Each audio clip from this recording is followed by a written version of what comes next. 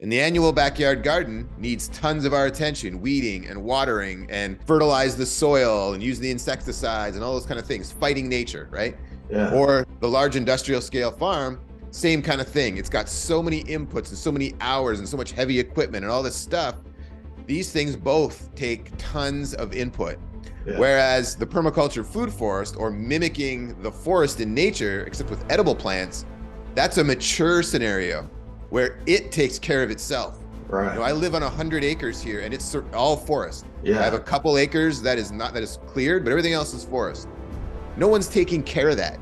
It takes care of itself. Welcome to your new podcast, Optimum Ideation, with the host and Bridges. Idea interviews. The best of human ideation. Everyone has a superpower. But times are hot, many are in the darkness of their own mind, in need of a helping hand. Helping others to become whole. Our sponsoring brands. Third-party people, NFT Fashion, TGC Fashion, Mark Point. Enjoy the show with today's guest, Matthew Britt. All right. Welcome, everybody, to Optimum Ideation Podcast. Our guest today is Matthew Britt. He is with the Food Forest Abundance, decentralized garden for yourself. And we're just going to roll right in and start asking some questions. What is your story, your resume, and how did you get to here? Hey, well, first of all, Tim, thank you so much for having me on the show. It's awesome to be here. Let's have some fun. Hopefully I can provide some valuable nuggets for the audience and just overall have a good time. As you mentioned, my name's Matthew. I'm Canadian, so I live currently about an hour away from the capital of Canada, Ottawa, Ontario. A little town called Prescott, actually. My wife and I live out here on 100 acres, just recently escaped the city and moved out to this location. But prior to being a husband and a father and growing up, I lived in Niagara Falls for 6 years, then went to Winnipeg for 6 years, and then to Thunder Bay, Ontario, and lived there for about 11. And then I came to Ottawa by myself in my early 20s. And just had a great time as a child playing sports. Wanted to really be a professional soccer player and professional hockey player. Those were the two that really grabbed my attention. Had a lot of fun there and a lot of success actually with both of those.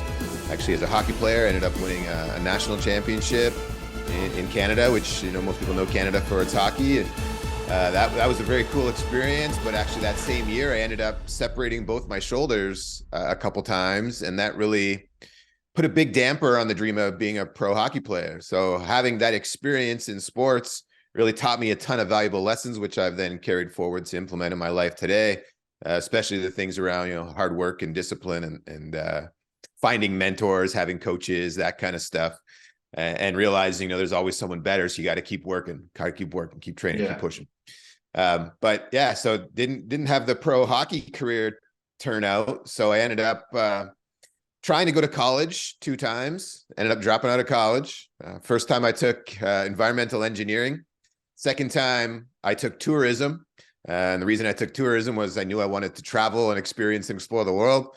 And I ended up, while going to college the second time, which was when I moved to Ottawa. I tried college first in Thunder Bay, then moved to Ottawa, tried it here, and got working at the gym at the school. And that was a real easy transition coming from an athletic background. I was training already. I understood how the body worked and moved and that kind of stuff. I was really interested and passionate about it. So it was a real simple progression into working in gyms. Got in the personal training world, did that for a bunch of years, ended up in a fitness management position where I opened up some gyms and led teams of personal trainers. And at the same time, I actually discovered network marketing, which, most people say about network marketing, the pyramid scheme, or just this language about don't do it. My mom always said, I saw ads in the paper throughout my high school years and was always kind of like interested. Oh, what's this? Should I go check it out? And mom was always like, stay away. So eventually I discover it and I start going down the personal development side and realizing I Yeah. can learn what I want to learn. School was always easy for me. So I would start off with A's, and by the end of the year, I'm down at, B's and C's and D's, and just progressively went from okay to I don't care, Yeah. and as I discovered I can learn whatever I want to learn, then all of a sudden the light bulb goes off, and I'm like, I'm a voracious learner, and I love to learn. I still have that passion today. I discovered that I could learn what I want to learn in my early 20s, and now in my early 40s, I'm learning more than I've ever learned. Exactly. I'm consuming podcasts and audiobooks and physical books and going to events and seminars and got mentors around me. And what a drastic change, once you realize you can learn about whatever you want to learn about, begins to take place if you're hungry and open-minded. But needless to say, got into the network marketing industry, 7 years of trying, different companies and learning about it. And then all of a sudden the right opportunity comes and it hits. And I go from, a failed entrepreneur to what some would say is an overnight success. Basically 2 years, I built a business along with some other incredible people. And I don't want to say any of this was just me, but incredible timing and incredible people. Built a business that went from basically $0 in revenue monthly to over 13 million a month in 2.5 years in a network marketing space. Ended up bringing this company to Canada, had incredible success with it. And the interesting thing was, it went up real fast. We had all the success, made all kinds of money. And then we hit our leadership lids. And, things started to go the other direction. And we learned a whole bunch of stuff on the way down. And the awesome thing with all that is, I ended up starting some other things. And I really just discovered more about doing things for purpose instead of money. And like, what's the real value that you're trying to add to the world? Right. And if you just focus on that, money comes back to you, but it's really a form of value. You're just getting, the more value you add, the more value you get back. Right. Sometimes that value is in smiles and hugs and handshakes and feel good experiences. Sometimes it's in experience of travel and that kind of stuff. And other times it's in dollar bills and, whatever, that's the awesome thing. Once I really grasped that concept, it really, again, changed everything for me, because I could now just focus on doing things I really loved and was strong at and was impact driven and value driven. And I didn't have to worry about the rest. The rest would be taken care of because I was now working in like my gift zone with passion and purpose. So I'll backtrack just a little bit. Since I really discovered entrepreneurship, I, started goal setting and thinking bigger and doing little hokey things like writing dream boards or visions down and then putting them up around my house, or writing them on the mirror, or like I have one that I carry in my pocket. I put it in my wallet 20 years ago almost now, and still have it in my wallet today. And it simply says, I promise to impact the life, health, and wealth of 5 new friends today. And just had that little bit of a constant reminder. And since writing that, that's really what I've kept as my like North Star. Which is always doing different things that ultimately are the same, because they're all working towards making that big picture impact. So I was going through the gym, going through the health and wellness world inside network marketing and the impact made there. And then I got into a t-shirt business that was simply Let's Hug It Out was the name of the brand. And it was a positive apparel brand. The whole mission of the business was to spread hugs, positive vibes, and happiness around the world simply by wearing a shirt. So I started doing that for a few years. And then I got into the solar industry and ran my own solar business. And then most recently, while I was in that solar company, we went through the pandemic, and my Canadian business here was forced to close down.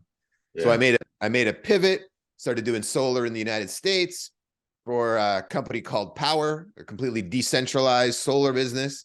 And while I was doing that, and as the head of business development, building out their installer network and their roofing and all that kind of stuff, I ended up coming across the company where I'm at now.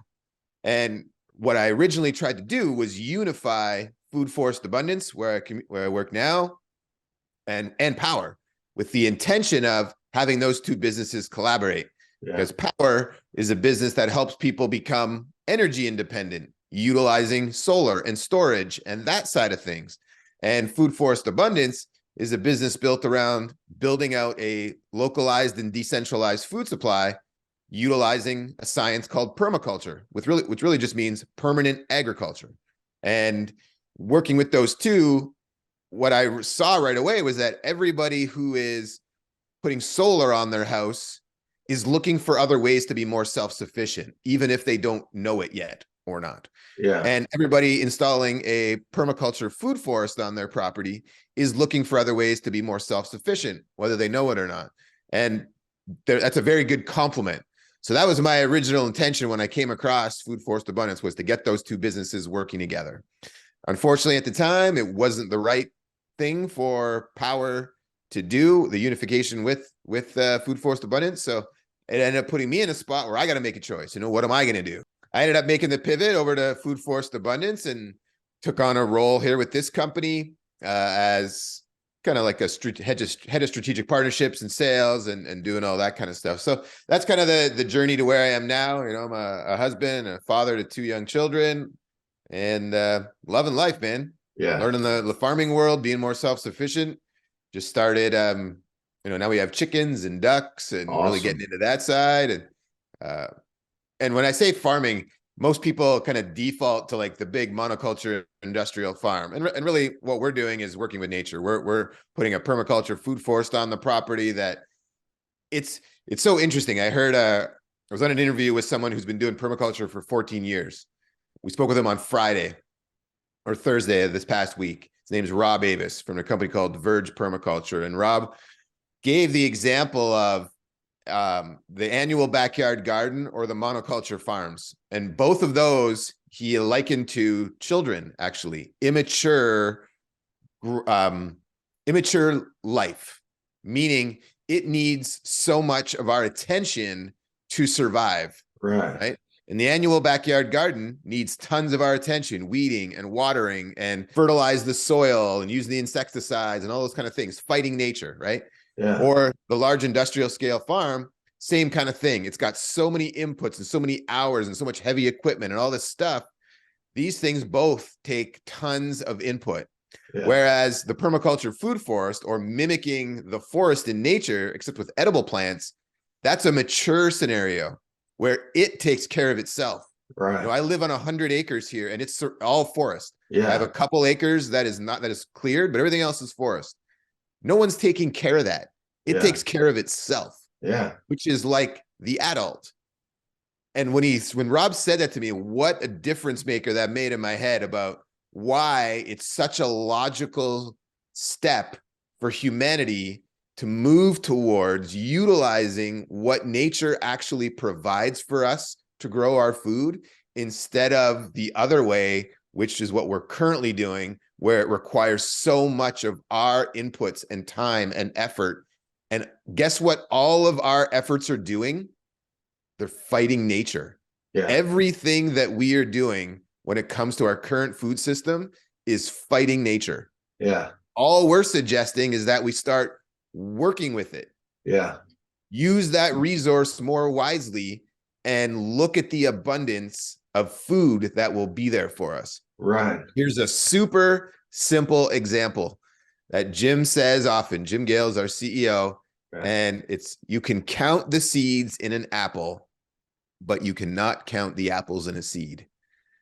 And it's like, wow, you're so right. Yeah. That is the abundance of nature. And if we just started working with that, what a difference we would have in every way. Yeah. Because remember, when you have food that you're not having to trade all your time to get, you have time freed up to do other things. And then your food is healthier because you're not utilizing the chemical inputs. Well, all of a sudden you live a more vibrant and healthy, high energy, clear mental clarity type of life, which then if that's all happening, now what else do you begin to do? Found energy and vibration and health and all of that, right?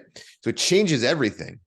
So that's a little about me and how we kind of got to where we're at now. And no, that's great. I've been only these past, I don't know, 5-10 years really started learning like nutrition and just how much bad things are in what's on the shelf. And Brother, it so, is incredible how yeah, many chemicals are allowed into our life that are completely destroying human health.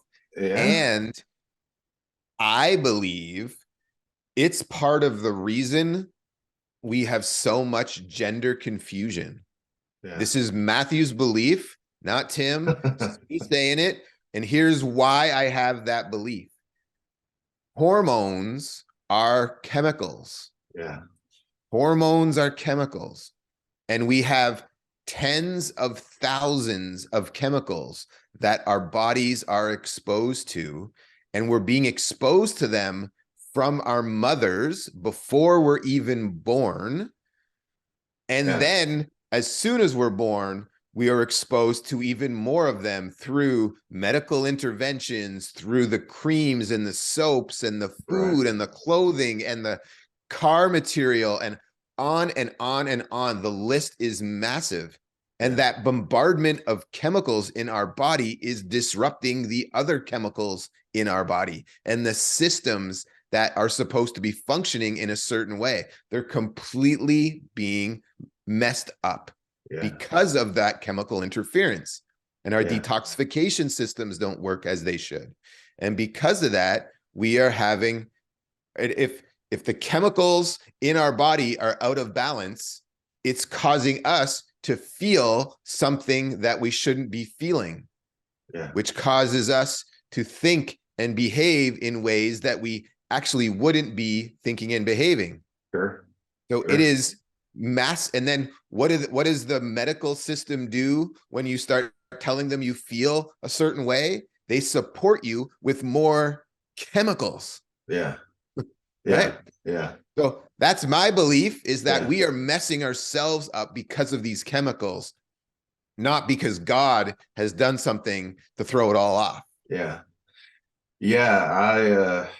Yeah, I can attest to that. I used to be very aggressive. Well, I kind of grew up in a South Houston, and Yep, yep, so a lot of fighting and this and yeah, that, and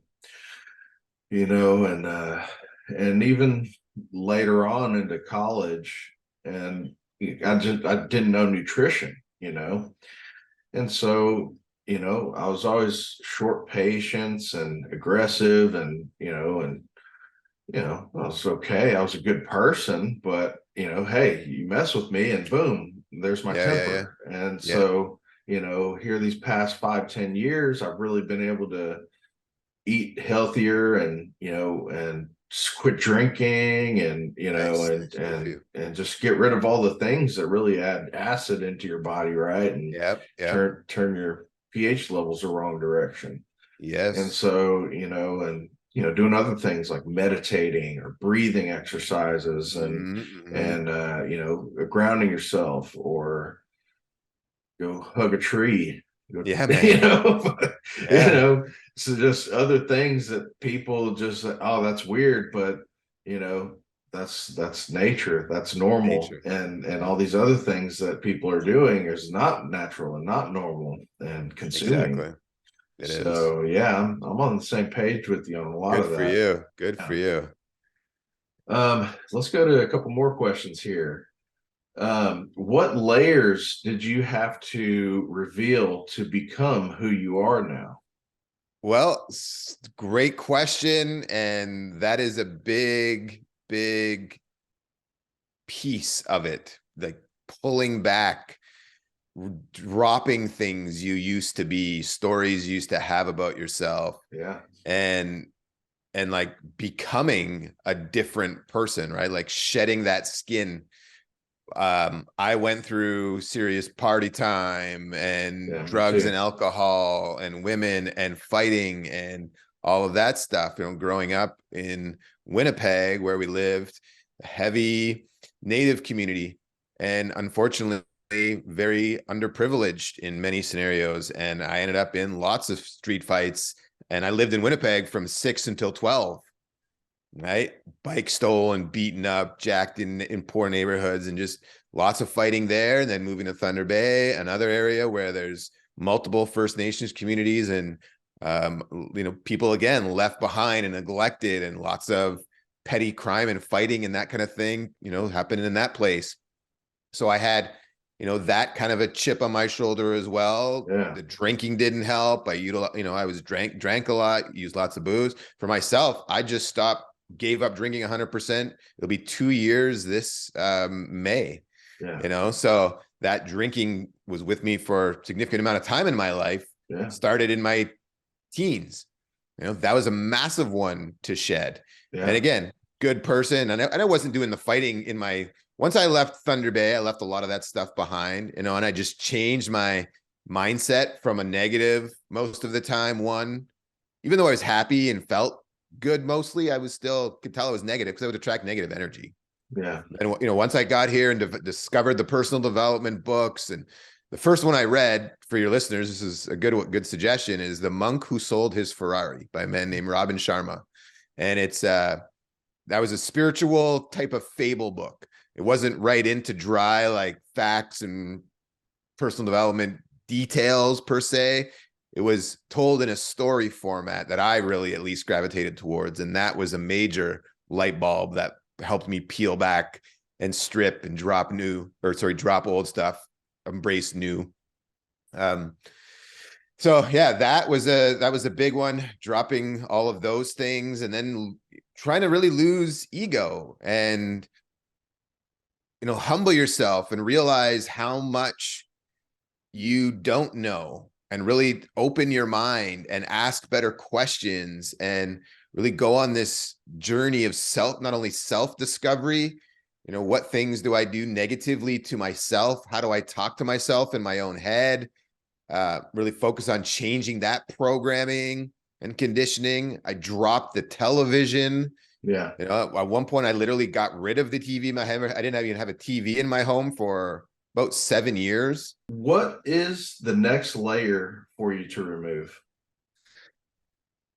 I really want to embrace. So again, the question, what do I have to remove? Well, I know what I want, so I'm going to focus more on that side around the health. Let's level up my health. It's level up my sleep, level up reading again. I actually want to get into bed at a kind of consistent time and actually be reading a book. We have 2 children, so things have changed over the past 4 years as far as like the laying in bed and reading before going to sleep with my wife and that kind of stuff. So that's something I really want to bring back. Yeah. I really want to heal my liver. Okay. Right? Because our liver is our number one, not only detox organ, but it provides like 2,000 different functions in our body. It does so many things for us. And I spent a number of years really doing a lot of damage to it through, poor alcohol choices, food choices, again, soaps and shampoos and creams and all those things that are put on our skin on a day-to-day basis. Yeah. I barely use any of that stuff anymore.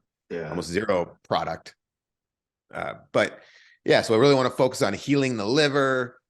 And then I think a big one is even just journeying down more the meditation and spiritual side, stepping into some martial arts. I'm thinking, I feel like this is an interesting time in humanity where we're going to need some men, a lot more of them, more masculine. I feel like martial arts was something that really helped me in my life. And I did Taekwondo and it's, kind of like a art of defense with counterattack. And once you master those kicks, man, there ain't nobody that's really going to get an arm's length of you.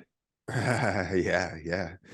It's powerful stuff to know for sure. And it just athletics and breath work and right, the mentality, the mental game, the strength, mental fortitude that comes from those things as well. So that's some of the things where I need to go. So it's just more knowing myself.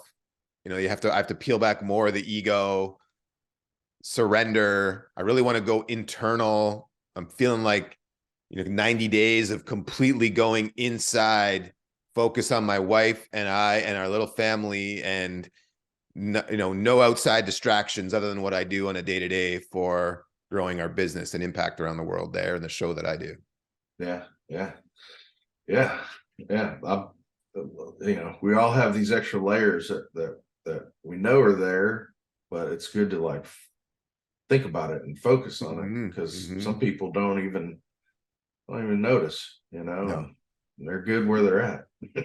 Yeah, well, yeah, they just stop striving. Yeah, Find a lot of people lose the hunger for more in life, right? They Yeah. get in a rut and then they just spend their whole life in that rut. yeah, yeah. What trials and tribulations have you been through? Maybe we already touched on some of this.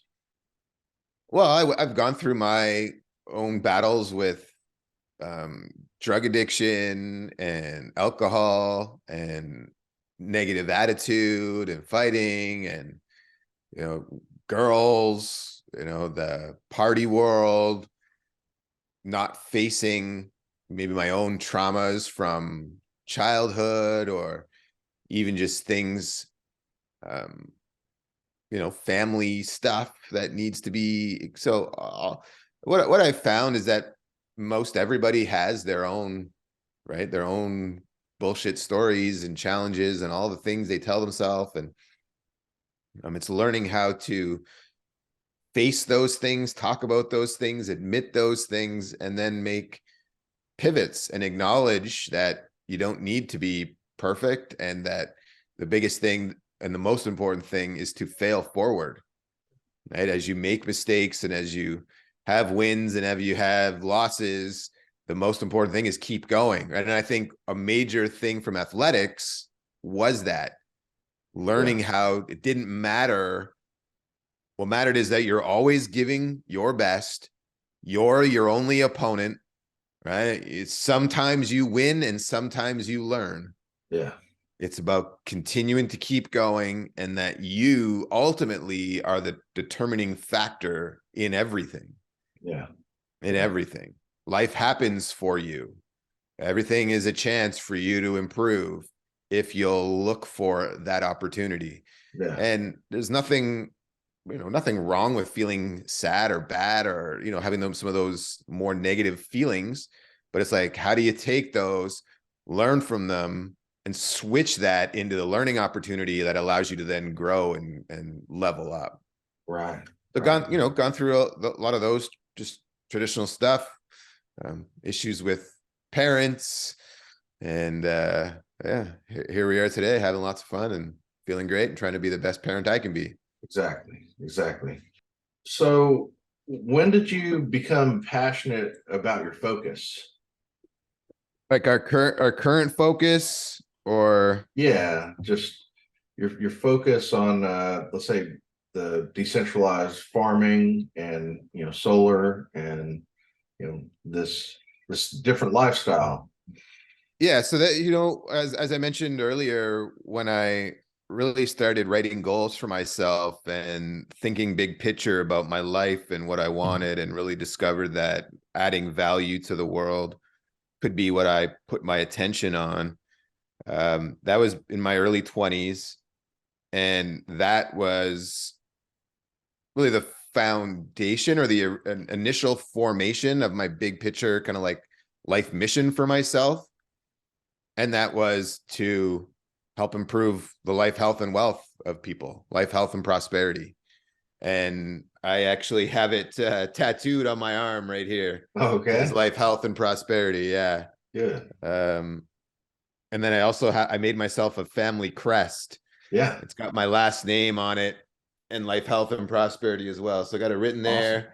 And then on my back. So I've been kind of everything that I've been doing is been focused on that as like my core fundamental driver, big picture. And then I've been able to move between the health and wellness world, the positive apparel brand, the solar space, young entrepreneurs. I had an organization called Young Pros where I helped coach and teach and inspire young entrepreneurs, the network marketing industry, the solar space, renewable energy, and now with Food Forest Abundance. Every one of those things has all been ultimately pointed at the same North Star, helping people improve their life, health, and prosperity. Yeah. And then most recently joining Food Forest Abundance, it's been the culmination of all of my prior 20 years. Yeah. Yeah. Where we're going now with this business model is, in my opinion, one of the most valuable businesses that the world really has ever seen. Yeah. Because what we're doing is helping people become more self-sufficient in their food production, but also in their healing and health overall. That's with Food Forest Abundance, but we've got another layer of that business that is called the Freedom Farm Academy. And the Freedom Farm Academy is all about not only self-sufficiency in food, but energy and water and healing. And then it even brings in education, not only education for teens and adults around those 5 topics, but also actually building a curriculum and a school that could be operated on these Freedom Farm Academies, which is now paying it forward to children and helping teach them about all of these things that are actually really important for success in life. Exactly. Not like our current indoctrination system, known as the state-sponsored education system. So the Food Forest Abundance and the Freedom Farm Academy, that's tied so heavily into my overall life mission of improving life, health, and prosperity for people. Yeah. This is just in a much, much bigger way, and we're doing it all over the earth. Man, I love that mission. I need to talk to you guys. Yeah, absolutely. Maybe there's some collaboration. Yeah. Who were your greatest contributors to your character?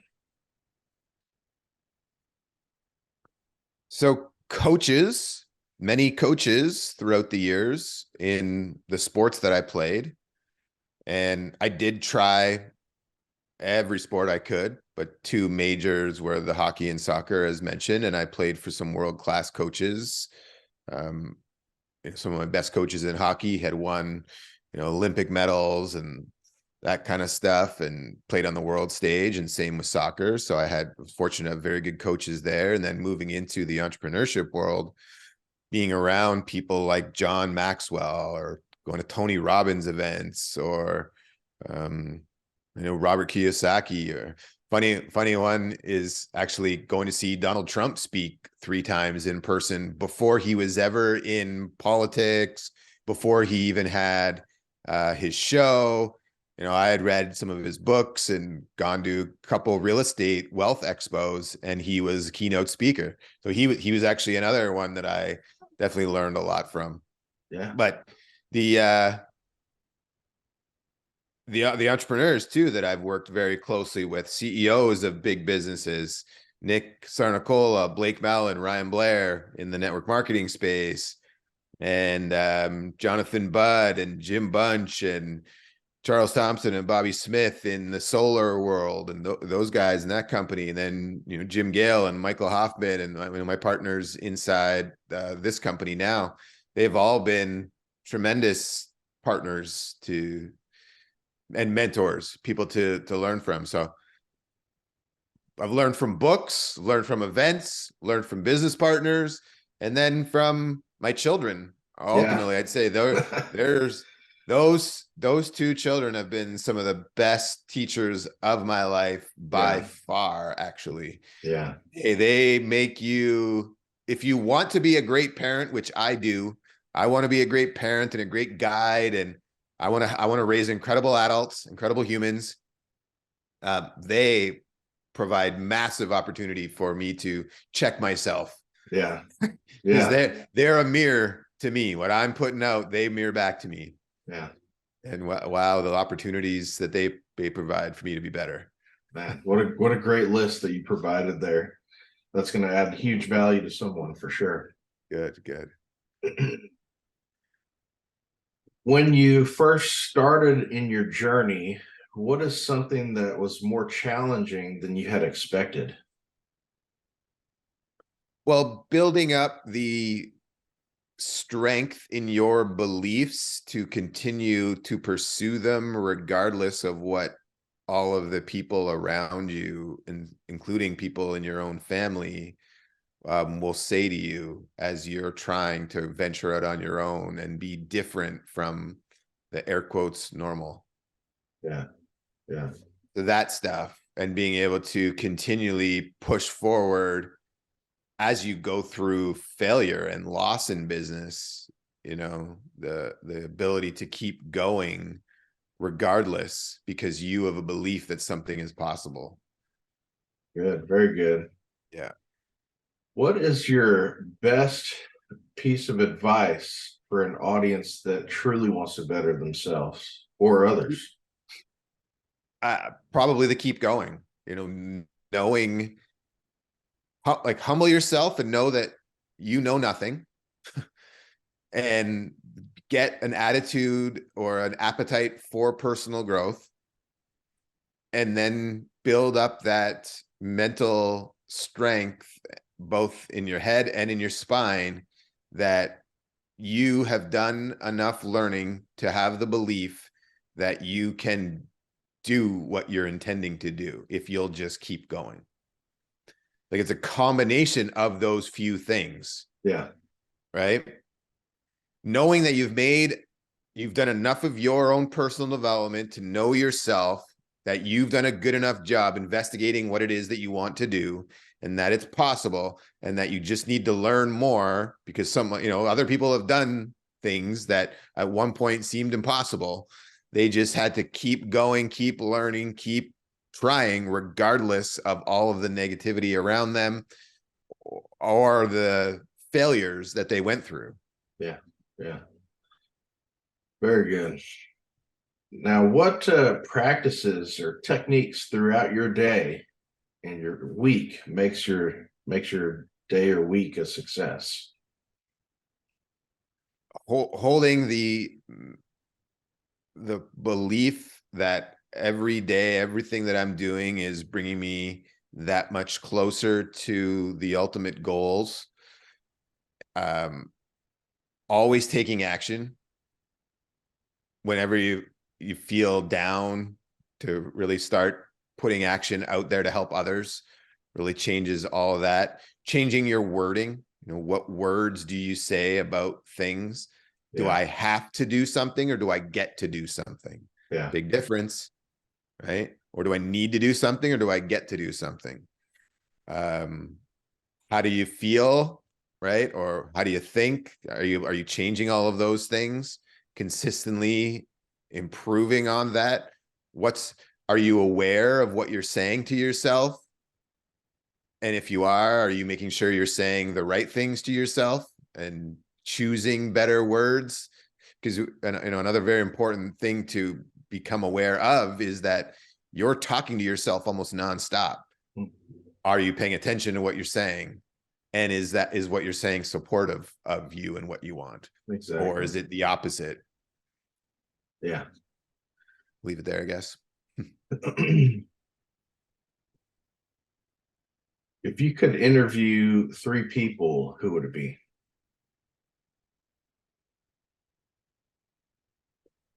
Well,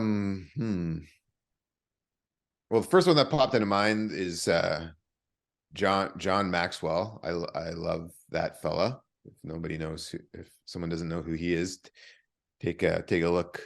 The last lady that I coached, she has her training through him as well.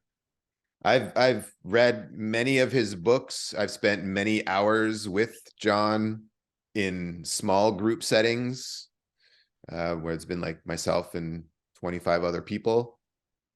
Had lunches with him, and then had larger group events with him. So done lots of time with him, but he's definitely one.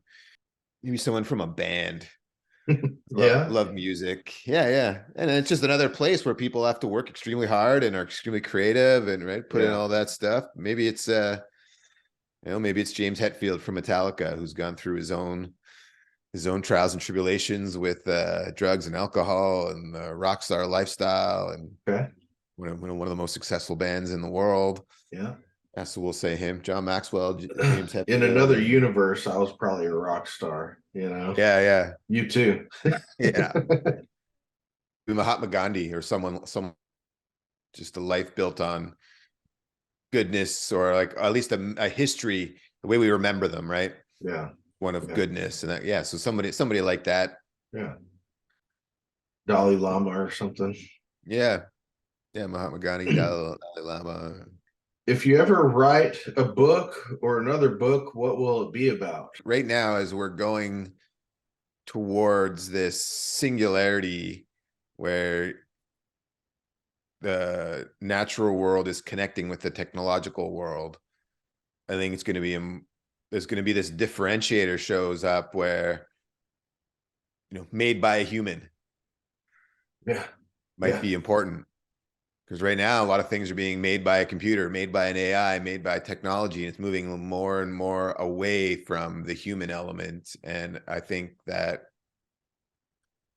although technology is incredibly valuable in so many ways, and I want to keep embracing that, I think nothing has been more powerful than the technology that we are, the systems of systems that have to work together to create life like this is better than anything that's ever been. And we are going to need to reconnect to that as we continue to advance in order to really stay human. That thing is going to be important, I think. Yeah. So reconnecting to nature. That'd be a good one. I'll read that one. All right. Do you have a networking event, a book, product, service, or inventions that we can help you promote to the audience? Yeah. One thing that would be incredible for the audience to not only utilize themselves, but also to share with others is simply going through a 30-minute free or complimentary strategy session with a permaculture designer. And that's our initial offering as a business, is anybody who's open-minded to being more self-sufficient and producing their own food on their property. And it doesn't need to be all of it. It just needs to be start producing some. That would be the thing that it would help us the most, is to go through that 30-minute strategy session with a certified permaculture designer who can help you really understand the value of what permaculture can do for you, your property, others, the community, earth at large, nature, etc. That would be the one. Yeah, I think it's just something that not a lot of people are taught or even know about, Yes. And I'll be honest and say I didn't really think about it as like a business, but you guys have something really great that you're doing. It's amazing.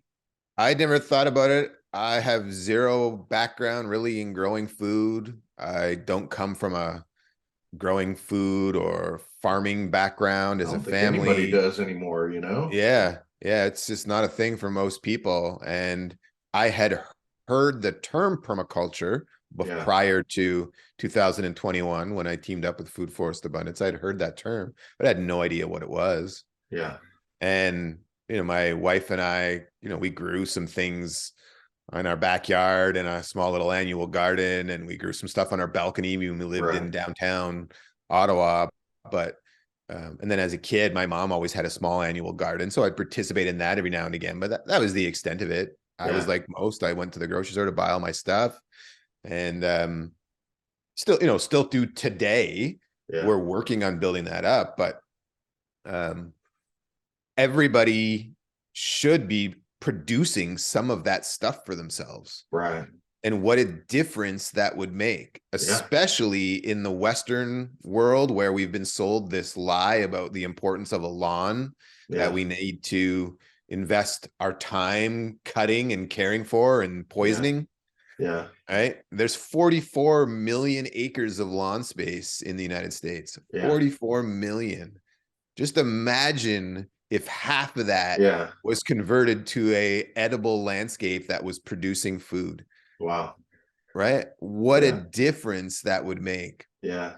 Again, I heard a remarkable stat the other day. I'll just get this one out quickly. So that to cut that 44 million acres of lawn just once, we have to use over 163 million liters. Now, I know you guys don't operate in liters or gallons. I think that's around 55,000 or 55 million to 65 million gallons, like somewhere in that range. Yeah. It might even be higher. Yeah. But think of how much, that's just to cut it once. Yeah. Right? Now, how many people cut that once a week all summer long? Yeah.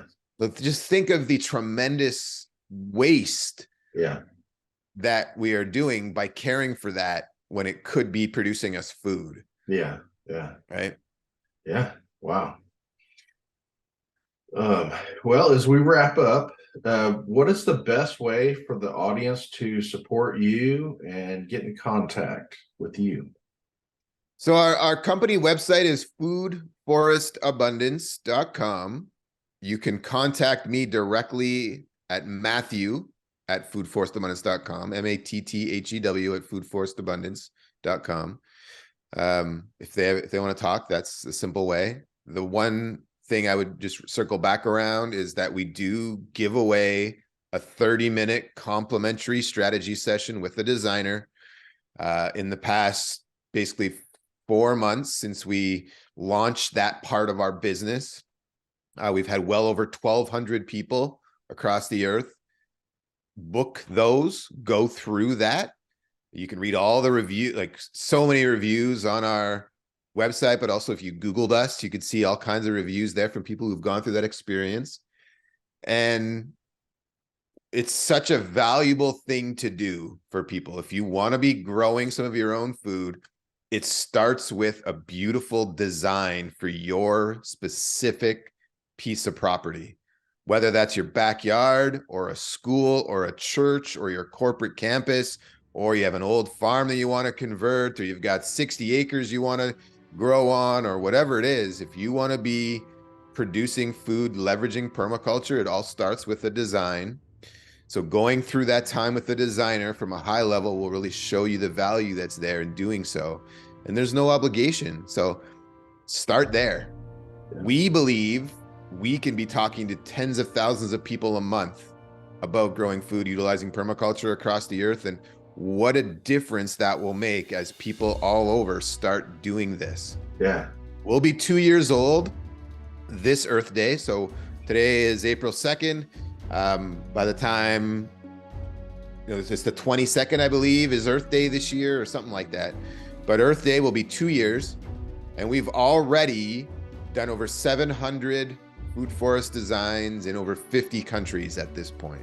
Nice. And we just see such an incredible amount of momentum and awareness beginning to happen around people taking action on the importance of growing their own food. And yeah, we're thrilled to be able to be pioneers in this space in this particular way. Yeah, yeah. Well, hopefully everybody that's listened to this show is going to go sign up and go through this process. I think it's a huge benefit to everyone. Yep. So please go sign up, and I'll put all the links below.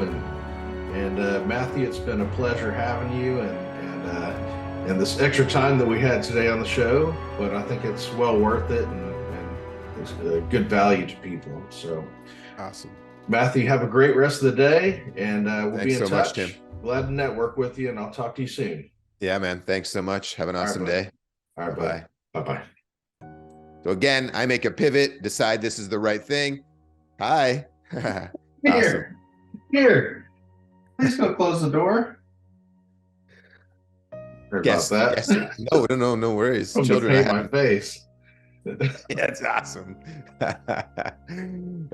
So yeah, the solar business wasn't ready to make that type of move, so I ended up having to, choose what direction am I going to go, and I chose to head towards food forest abundance, and had to, made that decision to switch directions. I'm recording something. Please just give me a moment, okay? Go in there with Mom, okay? Thank you. It's the first time that's happened. Sorry about that. Well, thankfully she didn't have any color on her paintbrush. Yeah, so the